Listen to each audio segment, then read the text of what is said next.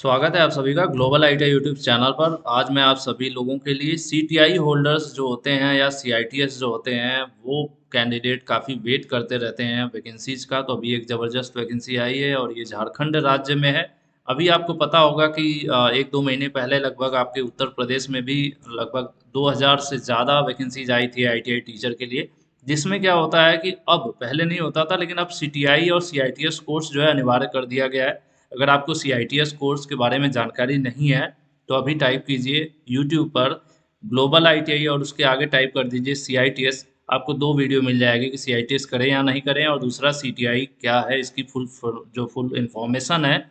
CITS CTI दोनों एक ही चीज़ होता है, पहले सीटीआई बोला जाता था। तो इससे आप यहाँ से जानकारी ले सकते हैं। प्लस लगभग इसी महीने में आगे जो है सीटीआई करने के लिए जो इच्छुक होंगे बच्चे, उनको भी मौका मिलेगा एडमिशन के। ऑनलाइन का जो प्रोसीजर है, फॉर्म वगैरह आएगा तो उसके बारे में भी आपको जानकारी मिलेगी, मैं बताऊंगा। फिलहाल आज वैकेंसी पर चर्चा कर लेते हैं। जो वैकेंसी है विज्ञापन संख्या 30/2022, और ये झारखंड की जो गवर्नमेंट आईटीआईज हैं, झारखंड राज्य में जितनी भी गवर्नमेंट आईटीआई हैं वहाँ पर जो टीचर बनते हैं, जो अनुदेशक कहीं पर उनको बोला जाता है, कहीं पर ट्रेनिंग ऑफिसर बोला जाता है, नाम अलग अलग, लेकिन अगर सिंपल भाषा में बोलें तो गवर्नमेंट आईटीआई में टीचर की वैकेंसी आई है झारखंड राज्य में। ठीक है, झारखंड जो आपका राज्य है, स्टेट है, वहाँ पर ये वैकेंसी है। और ये इनकी आयोग की वेबसाइट जो है झारखंड स्टाफ सिलेक्शन कमीशन, ये वेबसाइट ओपन करने के बाद आप चाहेंगे यहाँ से तो नोटिस वाले सेक्शन में जाइए, एडवर्टीजमेंट पर क्लिक करिए। यहाँ पर क्लिक करने के बाद इस तरह से आएगा और सबसे पहले दो लिखा हुआ, दो यहाँ पर मिलेगा, ये पीडीएफ और ये पीडीएफ, ये दोनों डाउनलोड करके आप इसको स्टडी कर सकते हैं, हिंदी में है। या फिर ग्लोबल आईटीआई का टेलीग्राम ग्रुप भी है जिसमें लगभग 40,000 के आसपास लोग जुड़े हैं। आप जुड़िए, वहाँ पर भी मैं इसका पीडीएफ शेयर कर दूंगा। तो चलिए पहले मैं एक्सप्लेन कर देता हूँ उसमें क्या क्या है। 6 अप्रैल को ये यहाँ पर पब्लिश हुआ है, ये जो विज्ञापन है। ठीक है, और इसमें सीटों की संख्या अच्छी खासी है। टोटल जो है यहाँ पर 701 रिक्तियाँ हैं, और ये परमानेंट नौकरी, ठीक है, परमानेंट नौकरी है। और आईटीआई टीचर की है, सरकारी गवर्नमेंट आईटीआई में।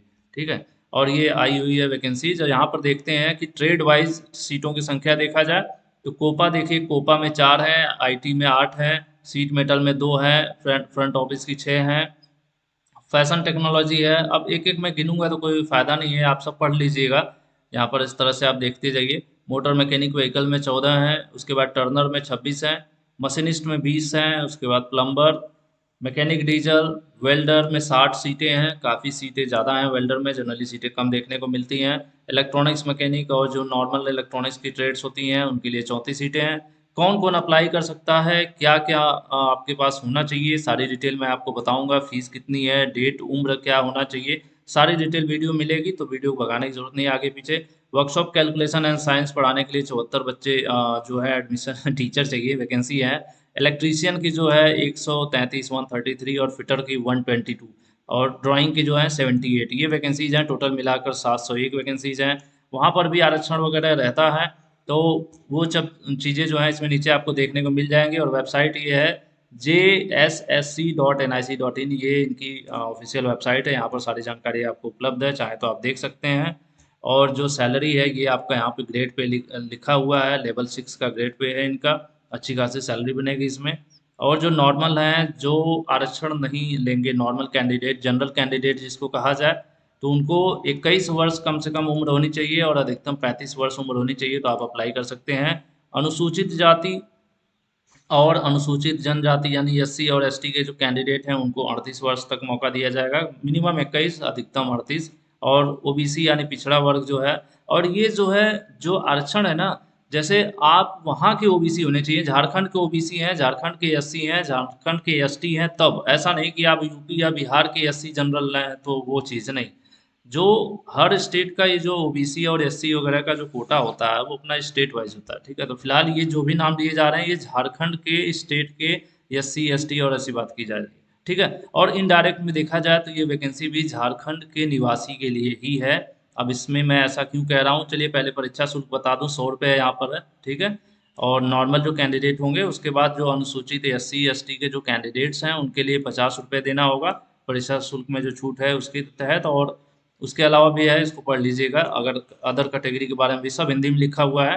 डेट की बात करें तो 12 अप्रैल से फॉर्म भरा जाएगा ऑनलाइन जो है। और सबमिट करने की जो अंतिम तिथि है वो 12 मई है, लगभग 1 महीने का समय है। और परीक्षा जो है इनकी परीक्षा शुल्क है 50 रुपये 100 रुपये जो भी फॉर्म का, वो 14 मई तक आपको जमा कर लेना है। 16 मई तक आपको फोटो सिग्नेचर अपलोड करना है। तो ज़रूरी नहीं है कि सब आप 16 मई में करिए, आप 12 को फॉर्म ओपन होता है, 13 14 15 16 तक अपना फॉर्म भर के फाइनल कर लीजिए। लेट होने का कोई ज़रूरत नहीं है। कुछ गड़बड़ी हो जाती है तो संशोधन के लिए मौका रहेगा 17 मई से 19 मई के बीच। और परीक्षा की बात की जाए तो ओएमआर पर, ये ओएमआर वाली परीक्षा कराएंगे ऑब्जेक्टिव, जून महीने के प्रथम सप्ताह में परीक्षा कराएंगे। बहुत तेज़ी से ये कैलेंडर जारी किया गया है। अगर इतना जल्दी सब होता है तो बहुत जल्दी नौकरी मिलेंगी बहुत से बच्चों को, खास करके झारखंड के ही बच्चों को मिलेंगी। इसके पीछे रीजन है, रीजन ये है, मैं आपको दूसरा वाउचर दिखाता हूँ। इनका 2 पीडीएफ मैंने आपको बताया था ना, ये वाला पीडीएफ अगर आप डाउनलोड करते हैं तो देखिए इसमें भी पहले तो वही सब चीज़ें हैं। इनको हम नीचे की तरफ आते हैं। ये रिक्तियों का विवरण दोबारा से अलग अलग लिखा हुआ है यहाँ पे, अलग कि भाई किसमें कितना है। जैसे जनरल की 2 सीट है, उसके बाद एससी की 1 सीट है। इस तरह से आप इनको आप चाहें तो अपना ट्रेड वाइज आप यहाँ पर पढ़ सकते हैं। उसके बाद हम बात करेंगे क्वालिफिकेशन की कि किस ट्रेड में क्या क्वालिफिकेशन चाहिए। तो जनरली सीटीआई तो अनिवार्य कर दिया गया है लगभग, अब सभी राज्यों में जो भी वैकेंसीज आ रही हैं उसमें इन्होंने सीटीआई अनिवार्य का कॉन्सेप्ट कर दिया है, ठीक है। तो यहाँ पर भी सीटीआई अनिवार्य रहेगा, लेकिन उसके अलावा भी बहुत सी चीज़ें हैं। जैसे हम कोई भी एक ट्रेड यहाँ पर ले लेंगे जिससे कि आपको एक्सप्लेन कर सकें। चलिए हम कोई भी ट्रेड जो आती है आपके सामने उसको ओपन करते हैं। जैसे कि मान लेते हैं यहाँ पे आपके ड्राफ्टमैन मैकेनिकल का ही मान लेते हैं। तो ड्राफ्टमैन मैकेनिकल में अगर आप अप्लाई कर रहे हैं, या सबसे पॉपुलर ट्रेड जो सबको जनरली मोटर मैकेनिक व्हीकल है, या फिटर टर्नर, ये सब जो बच्चे हैं जिनका अक्सर लोग नाम सुनते रहते हैं, तो उस ट्रेड का मैं आसानी से एक्सप्लेन कर पाऊंगा, आप लोगों को भी समझ में आएगा। तो चलिए चलिए वेल्डर का भी है। वेल्डर में भी मैकेनिकल ग्रुप के कैंडिडेट ही अप्लाई करते हैं। चलिए फिटर का देख लेते हैं। अगर आप फिटर ट्रेड में अप्लाई करना चाहते हैं, ठीक है, तो आपको क्या चाहिए। सबसे पहले तो आप एआईसीटी अप्रूव्ड कॉलेज से, अगर आप बीटेक किए हुए हैं किस ट्रेड में, मैकेनिकल ट्रेड में अगर आप बीटेक किए हुए हैं तो आप अप्लाई कर सकते हैं। साथ में ही आपको क्या करना होगा, 1 साल का आपका एक्सपीरियंस होना चाहिए, ठीक है। 1 साल का आपका अनुभव होना चाहिए मैकेनिकल ट्रेड के। अगर आप कैंडिडेट हैं, बीटेक किए हैं मैकेनिकल से, 1 वर्ष का अनुभव है, तो आप अप्लाई कर सकते हैं। या तो पॉलिटेक्निक किए हैं 3 वर्ष वाली, और तो उसके साथ आपको 2 वर्ष का अनुभव चाहिए, ठीक है, 2 वर्ष का अनुभव। और या फिर अगर आप आईटीआई कर रखे हैं एनसीवीटी से, ठीक है, एनसीवीटी से आईटीआई कर रखे हैं, तो उस केस में आपको 3 वर्ष का अनुभव होना चाहिए। ये तो एक सिंपल पहली क्वालिफिकेशन होगी। या तो आप बीटेक हैं, या तो डिप्लोमा है, या आईटीआई है, तो आप अप्लाई कर सकते हैं, ठीक है। अब उसके बाद बात करें अनिवार्य क्या है। अनिवार्य ये है एनसीआईएस, यानी सीटीआई या सीआईटीएस कोर्स जिसको कहते हैं, आपको सीटीआई होना चाहिए, ठीक है। नेशनल क्राफ्ट इंस्ट्रक्टर सर्टिफिकेट, यानी सीआईटीएस या एनसीआईएस जो भी है, नाम हमेशा बदलता रहता है। तो सीटीआई आपको होना चाहिए, तभी आप यहाँ पर अप्लाई कर सकेंगे। तो ये तो मेन 2 नॉर्मल क्वालिफिकेशन हो गई, ठीक है। BTech, diploma, ITI. और बीटेक के लिए 1 साल का अनुभव, डिप्लोमा के लिए 2 साल का अनुभव चाहिए होगा किसी भी फील्ड में, आपका इंडस्ट्रियल हो या टीचिंग हो रिलेटेड ट्रेड में, या फिर 3 साल का अनुभव, ठीक है। उसके अलावा सीटीआई साथ में। तो ये तो बेसिक क्वालिफिकेशन हो गई। उसके बाद जहाँ पेंच फंसती है दूसरे राज्य के बच्चों को, मैं बता रहा हूँ। यहाँ पर देखिएगा आप कि ये देखिए इन्होंने लिखा हुआ है कि पहले तो जो निर्धारित योग्यता है वो आपके पास होनी ही चाहिए, मैट्रिक, ठीक है, जो कि आपका बीटेक और डिप्लोमा या जो सीटीआई था वो होना चाहिए। लेकिन ये कह रहे हैं कि मैट्रिक 10वीं और 12वीं जो है, आप झारखंड राज्य में स्थापित किसी कॉलेज से आपको होना चाहिए। मतलब आप, ये अनिवार्य है। अगर आप झारखंड राज्य से हाई स्कूल या इंटर जो भी वहाँ पर, मतलब आपके ट्रेड में अगर बीटेक किए होंगे तो आप इंटर भी किए होंगे। अगर हाई स्कूल किए होंगे और तो सिर्फ आप क्या किए होंगे, आईटीआई पर भी हो सकता हो कर लिए हो, हाई स्कूल पर ही आईटीआई कर लिए हो। तो ये आपको देख लेना है। सब मिलाकर ये कह रहे हैं कि 10वीं और 12वीं हमारे झारखंड राज्य से ही आप किए हों, ये अनिवार्य है करना। तो उत्तर प्रदेश का लड़का मुश्किल से, या बिहार का लड़का, या फिर हरियाणा का या राजस्थान का लड़का, मुझे नहीं लग रहा कि वो झारखंड में जाके 10वीं या 12वीं किया होगा। तो इसीलिए जो अन्य राज्य के बच्चे हैं, इनडायरेक्ट में कहा जाए तो दूसरे राज्य के बच्चे इस फॉर्म को भर ही नहीं पाएंगे। और दूसरा लिखा है कि वहाँ का रीति रिवाज, भाषा और परिवेश का आपको ज्ञान होना अनिवार्य है। तो ये तो बड़ा मैटर नहीं था कि हो सकता है आदमी कह ले कि हमें जानकारी है, क्योंकि इसका तो कोई सर्टिफिकेट बनेगा नहीं। भाषा कुछ लोग जानते भी हों, लेकिन अब हाई स्कूल इंटर आप वहाँ से पास किए होंगे, ये तो बहुत मुश्किल काम हो गया।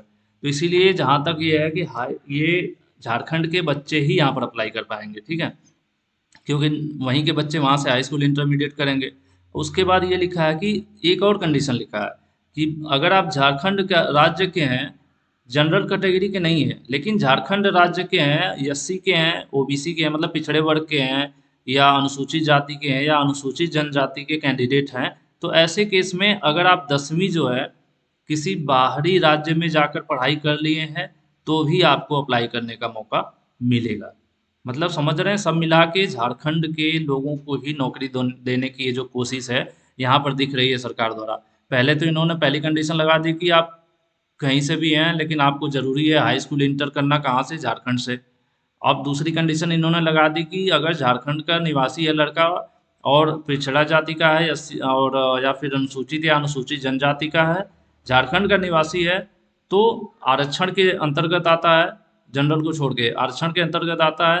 भले ही वो जाके यूपी, राजस्थान या दिल्ली या मुंबई किसी और जगह से हाई स्कूल कर लिया है, तो भी उसको मौका दिया जाएगा।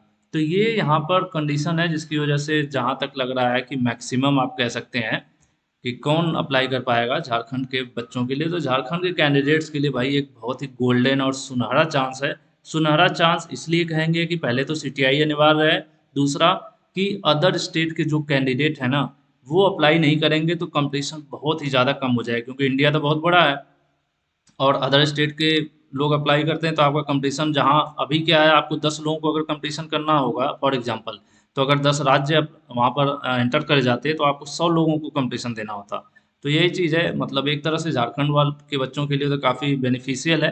हालांकि अदर राज्य के जो बच्चे सीटीआई करके बैठे हुए हैं वो ज़रूर मायूस होंगे इस चीज़ को, मतलब इस खबर को पढ़ के।